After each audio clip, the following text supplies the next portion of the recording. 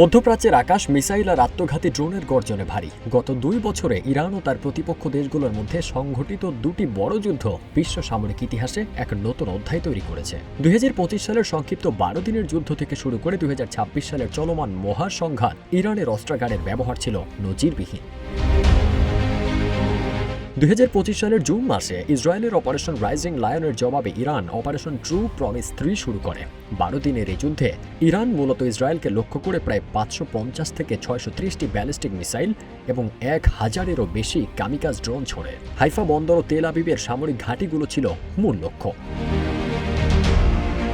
2026 সালের সংঘাতটি ছিল অনেক বেশি বিস্তৃত। এই যুদ্ধে ইরান সরাসরি 7টি আরব দেশ এবং ইসরায়েলের উপর একযোগে হামলা চালায়। প্রথম 41 দিনের সংগৃহীত তথ্যানুযায়ী মোট হামলার সংখ্যা 6413টি ছাড়িয়ে গেছে। সংযুক্ত আরব আমিরাত এ পর্যন্ত সবচেয়ে বড় লক্ষ্যবস্তু। 537টি ব্যালিস্টিক মিসাইল ও 2256টি ড্রোন হামলা হয়েছে। ইসরায়েলে ছোড়া হয়েছে 660টি মিসাইল এবং 980টিরও বেশি ড্রোন। হাইপারসোনিক মিসাইলও ব্যবহৃত হয়েছে। কুয়েতে 354টি ব্যালিস্টিক মিসাইল ও 848টি ড্রোনের হামলা এবং সৌদি আরবে 104টি মিসাইল এবং 916টি ড্রোনের আক্রমণ নথিভুক্ত হয়েছে। কাতারে 227টি মিসাইল এবং 111টি ড্রোন, 2টি যুদ্ধবিমান হামলায় অংশ নেয়। জর্ডানে মিসাইল ও ড্রোন 291টি হামলা করে। যদিও জর্ডানের আকাশ সীমায় অধিকাংশ ধ্বংস করা হয়। বাহরাইনে 6টি মিসাইল এবং 350টির বেশি ড্রোন হামলা করা হয়।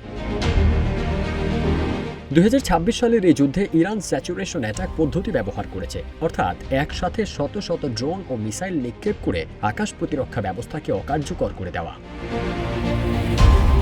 বিশ্লেষকদের মতে ইরান এই যুদ্ধে তাদের কয়েক দশকের জমানো অস্ত্রের ভাণ্ডার উন্মুক্ত করে দিয়েছে। যদিও ইসরায়েল ও যুক্তরাষ্ট্র দাবি করেছে যে তারা ইরানের 70% লঞ্চার ধ্বংস করেছে, তবুও ইরান প্রতিদিন গড়ে 50 থেকে 80টি লক্ষ্যবস্তুতে হামলা চালিয়ে যাচ্ছে। এই সংঘাতের ফলে মধ্যপ্রাচ্যে কয়েকশো বিলিয়ন ডলারের অর্থনৈতিক ক্ষতি হয়েছে এবং বিশ্বব্যাপী তেলের বাজার অস্থিতিশীল হয়ে পড়েছে। বর্তমানে একটি ভঙ্গুর যুদ্ধবিরতি চললেও এই অঞ্চলের ভবিষ্যৎ এখনও অনিশ্চিত। ফারদিন সানি, রূপালী বাংলাদেশ।